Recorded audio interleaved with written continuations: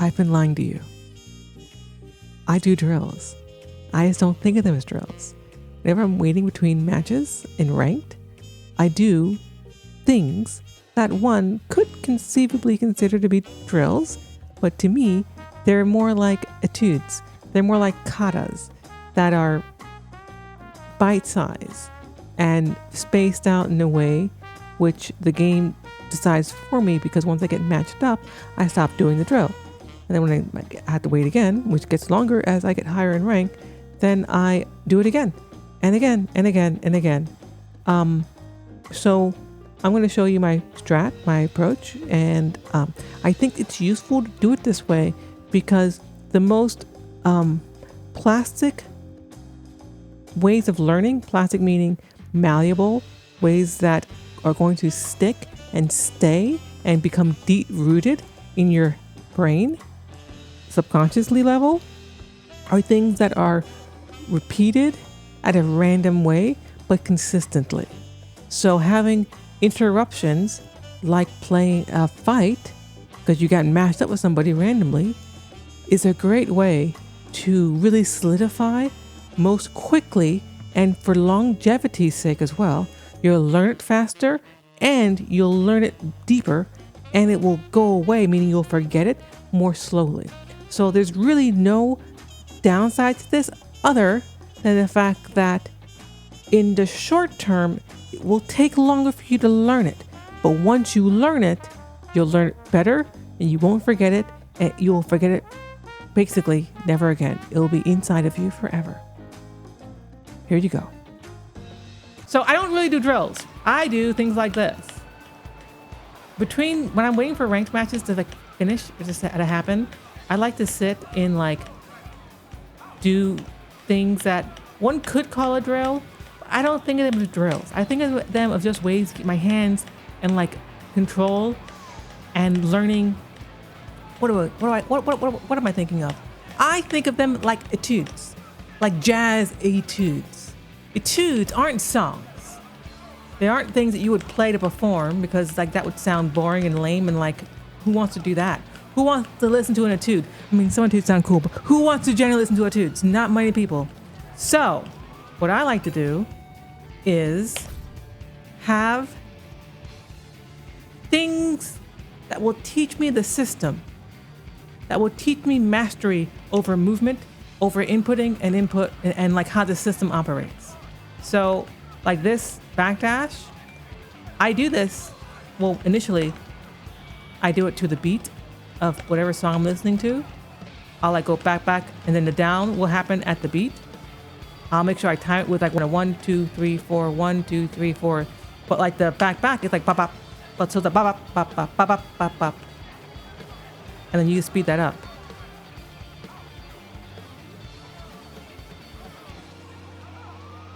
And you try to make the down be as short as you possibly can. So that when you're hitting that down part, when you go bop, bop, bop, bop, bop, back, you can hold that long. That part's not as important. But what you want to make sure it's fast is the down, right? Because if you're holding down, you're ducking, and you're getting hit with a mid. So you want that to be as short as you possibly can, ideally. So you got to hit it fast. But you don't want to do it too fast, because then you're not going to move enough. So you got to learn your maximal distance, which is why your Pacific rhythm is going to be different. But what's important is making sure that when you do the backdash, your down is short as possible. So that's what you're practicing. That's the etude we're doing here. That's the jazz etude we're doing here. It's not a drill. This is an etude, because etudes teach you how to control your instrument, how to produce a sound that you want to have when you want to have it, and generally get control of the dynamics, over the speed, over every aspect of how you're performing your piece. That's what I'm doing when I'm waiting for my match, which as I'm getting higher and higher and higher and higher, it's taking longer and longer to happen. And 4% disconnection rate's too damn high for a wired connection on a PC. Fuck you. Stop disconnecting. Okay. So that's like the backdash version of it. I also, technically, combos are also etudes. Combos are things that are teaching you how to buffer your moves properly, how to move your character just the right timing. And it's kind of like a high level etude, because you get immediate feedback on like whether you did it right or not. But I don't spend a lot of time in training mode doing that. When I'm doing combo practice, I'm purposely doing combo practice. 14%, why do you bother, man? What are you doing? What are you doing? Okay, back to our drills. So you'll know, most likely, that some buttons, some strings are not delayable. 1, 2 is one of them. Well, not really. I can delay that a little bit. See the timing on that one? It's like bum, bum, bum, bum, bum. Or I can go fast like that. No delay or slow. So I like being able to do it at the slowest possible time. So these Études, one of them involves 1, 2.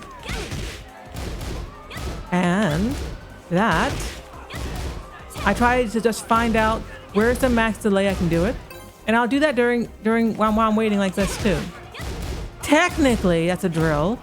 So how many times can I consistently control getting 1, 2 and not just get the 1? Because if I do it too late, you'll see I won't get the 2. Nothing comes out. See how nothing came out there? It means I waited too long.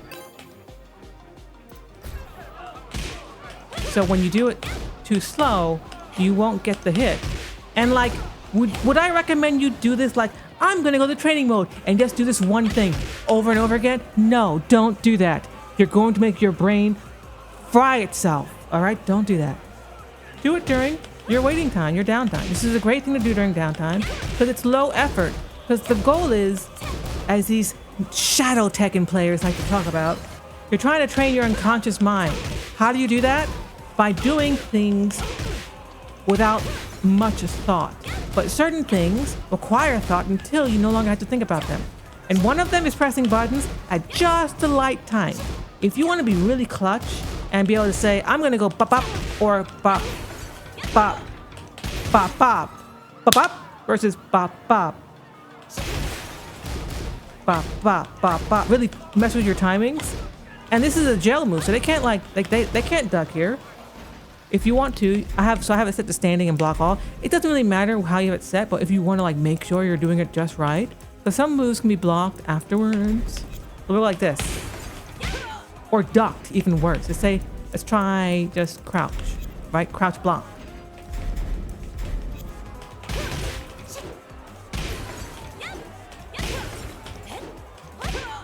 Can I do it?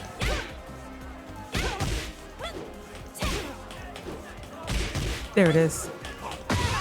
This is I'm using the Overdrive Neo. There will be affiliate links in the below eventually, most likely.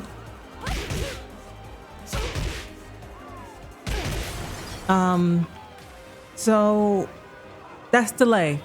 Now, think about it. This is just 1, 2. The basic ass 1, 2, all right? Basic ass 1, 2. I can also do 1 down 2. Now this one is way more delayable. Granted, she could pop me in the face, I think, if I delay it maximally. Let's just double check that while we wait. Punish, okay, so let's find out on block. So we can trade. If I do it max delay, I'll get popped. And if I delay it too much, I get jab, down jab, like that. So if I don't delay it enough,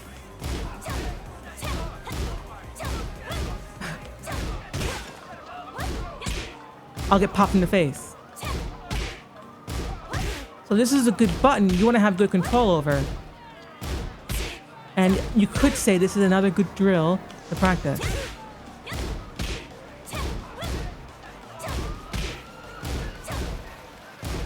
So that you can time it.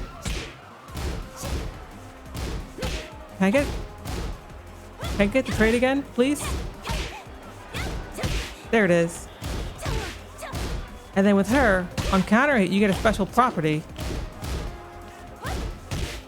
That's guaranteed. So you can practice both delaying your down 2 so that you'll counter hit a jab. Not trade, but like counter hit them outright. And then do the follow-up like that.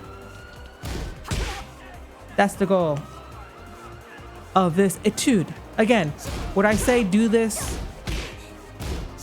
like on hours in training mode by yourself? No. Because I think it'd be inefficient use of your time. And like, I get bored.